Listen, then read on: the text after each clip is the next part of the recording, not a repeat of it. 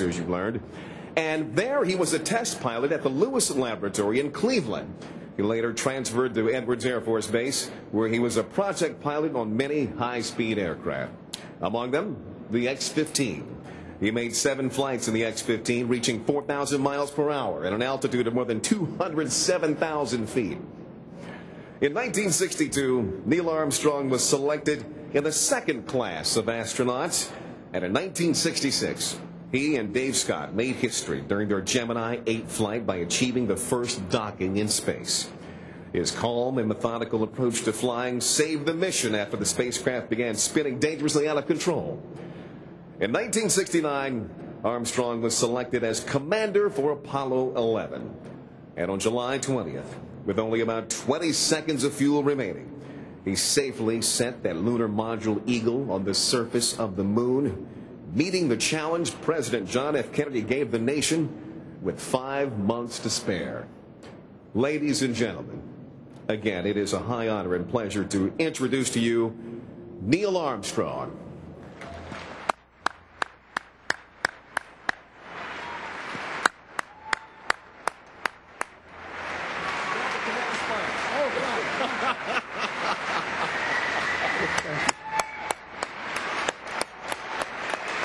Thank you so much. Thank you. Thank you, Leon, and thank all of you. In the summer of 1958, the Congress wrote and the President signed the National Space Act, establishing the National Aeronautics and Space Administration. And I remember the time clearly. 50 years ago this week, I was high above the California desert, piloting a B-29 carrier aircraft and launching the X-1E, the latest and most advanced of the fabled X-1 research airplane series. NASA became an operating agency on October 1st, 1958. I found myself that Wednesday morning going to work at my same job, my same office, doing the same work that I'd been doing the previous day. It was a relatively easy transition.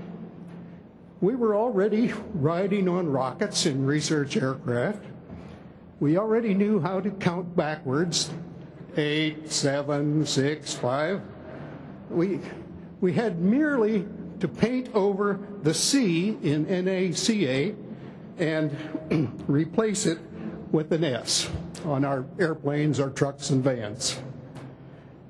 As the other principal components of the new agency, the Jet Propulsion Laboratory, the California Institute of Technology, and the Army's Redstone Arsenal in Huntsville, Alabama, assumed they were deciding what the minimum amount of painting would be required at their installations and what new responsibilities they would face. In any case, I suspect there are some number of people here tonight who remember the birth of NASA and were a part of the early days. So I would like to ask those here tonight who were founding members of NASA, those from NACA, those from JPL, those from Redstone, and those who came from various other places to join NASA in the year 1958. I'd like those of you who are seated in that category to stand, and those of you who are standing to raise your hands and let me hear from you.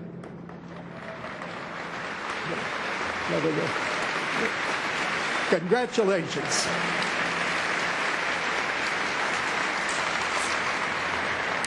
You'll be recognized as old fogies. The old fogies that we are, and of which we are exceedingly proud.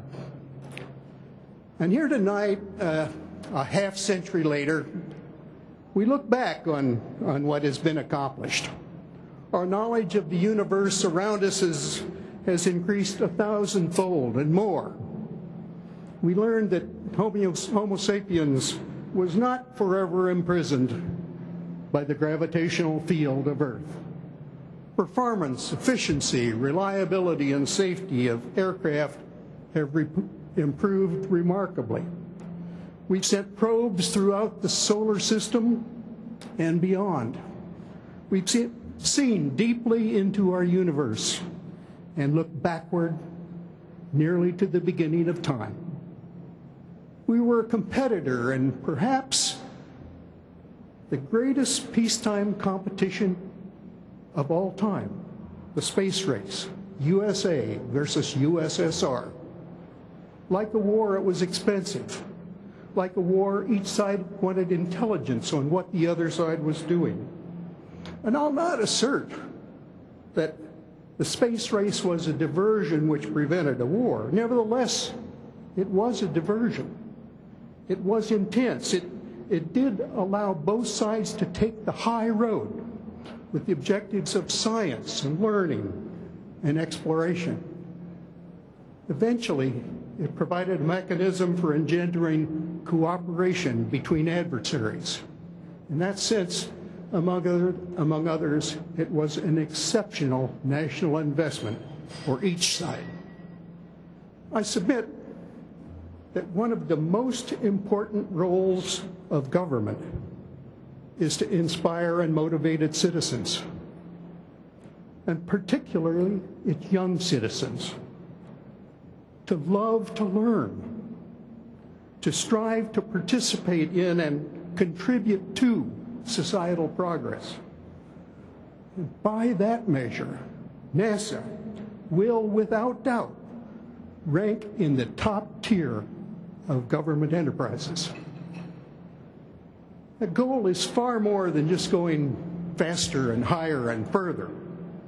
Our goal, indeed, our responsibility, is to develop new options for future generations. Options in expanding human knowledge, exploration, human settlements, and resource development outside in the universe around us. Our highest and most important hope is that the human race will improve its intelligence, its character, and its wisdom, so that we'll be able to properly evaluate and choose among those options and the many others they will encounter in the years ahead. And I look forward to watching the progress and those exciting developments and hearing a status report when we gather again for NASA's 100th anniversary.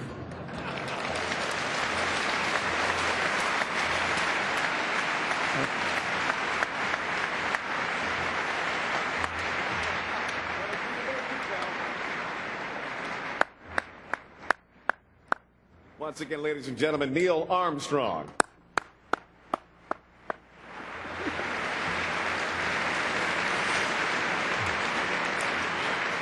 Thank you so much, Neil. It's an honor to see you here with us this evening. Now, I don't know whether or not you know this, but we're in the middle of an election. You might have heard about that.